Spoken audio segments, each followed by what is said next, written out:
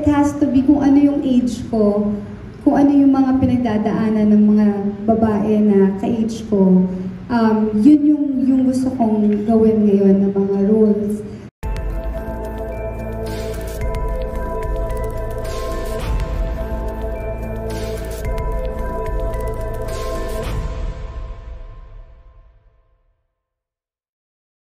Bakit ito yung, sa palagi mo, Miss Claudine, ito yung perfect fit para sa comeback mo after so many years?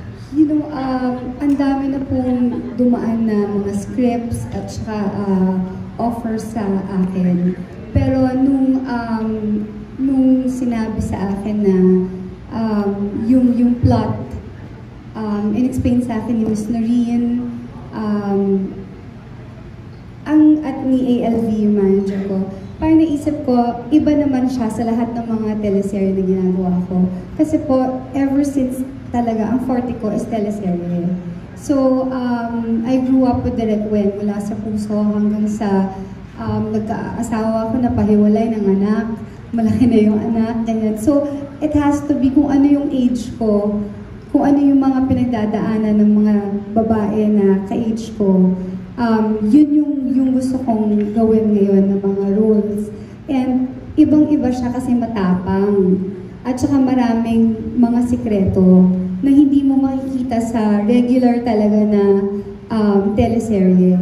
Like what they said kanina, iba na ang gusto ng audience ngayon.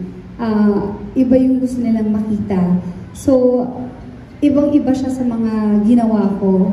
And ang mapapromise ko lang talaga is that I will be able to, siguro sa 7 years na hindi ako gumawa ng teleserye, siguro 101%, if not 1,000,000% ang ibibigay ko dito. How does it feel to be back on primetime television?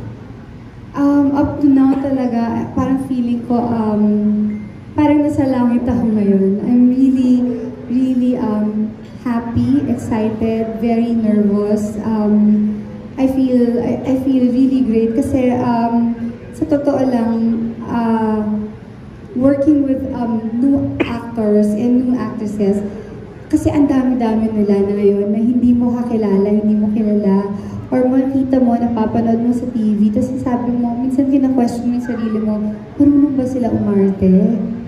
Parang ganon. Kasi ang dami nila, so hindi mo matandaan minsan yung pangalan. And then, when I started working with them, nakita ko na yung depth at saka yung hunger nila na ay, itong mga to, ano to, may mararating to. And also, I think yung pinaka talaga, hindi, ang isa pa sa mga highs ko dito sa Lovers Liars is, this is my first time to work with Miss Rosel, with Regal Films. And I'm really thankful, and sa GMA also, kay Sir Joey for, you know, thinking for getting me to do the role. Pero ang pinaka talaga high ko sa lahat is to see my assistant director be the director that he is now. Yun ang pinaka-happiest ko. Yun ang pinaka talagang achievement ko dito sa Lovers and Liars. At sinabi ko direct, hindi kita, I will not let you down. Even yung mga anak mo, napunta sila sa first day taping mo. Can you make kwento? Anong eksena nun? Anong nararamdaman nila for this comeback mo sa paggawa ng teleserye? Kasi tawag ito, usually ang kasama ko lagi yung dalawa, 2 batch, 4, 4 yung anak ko eh. So si Sabina is 19 already, so nasa college na siya. Si Santino is 16. So si Sabina goes to UP, Santino goes to Brent. So hindi ko masyado nakikita si Santino kasi Laguna pa yun. So yung first day ng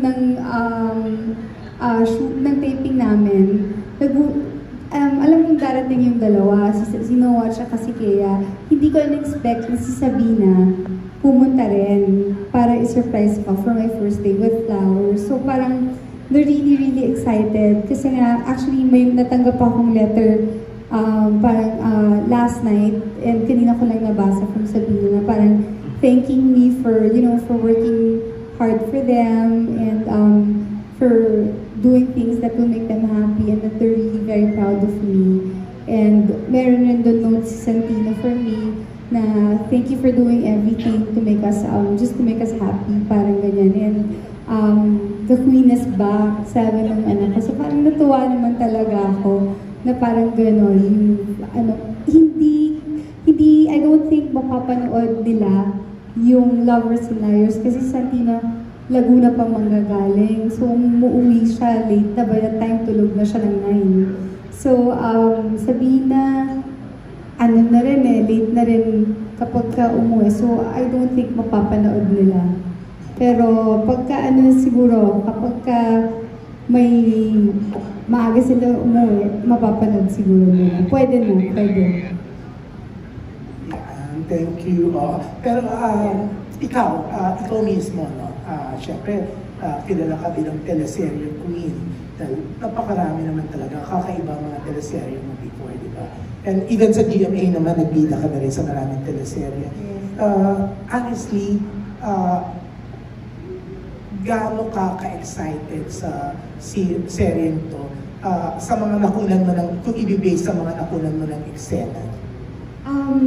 Very happy and excited. Kasi parang sa 7 years na hindi ako nag-teleserye, and then ngayon sa GMA ulit, and then first time with Regal. Tapos nakakausap ko si Miss Noreen anytime na gusto ko siyang tawagan or may questions ako. Tapos nagpupunta rin siya sa set. Nag-check siya kung okay lang ako. Tapos si Direk Crisanto, na talagang nakatutok, sinasabi sa akin, no, ito yung gagawin. Tapos tinatanong ko siya lagi, Direk, ano ba yung gusto mo? Sabihin mo sa akin, kung ano yung movie sa utak mo, the movie in your mind, yun yung sabihin mo sa akin, para pare-pareho tayo. Natutuwa ako kasi nawala yung kaba ko. Yung kaba ko na 7 years na wala akong, hindi ako nagtrabaho, tapos biglang ang nakakatrabaho ko ay mga tao na malapit sa akin, na komportable ako. So I'm really blessed doon sa part na yun talaga.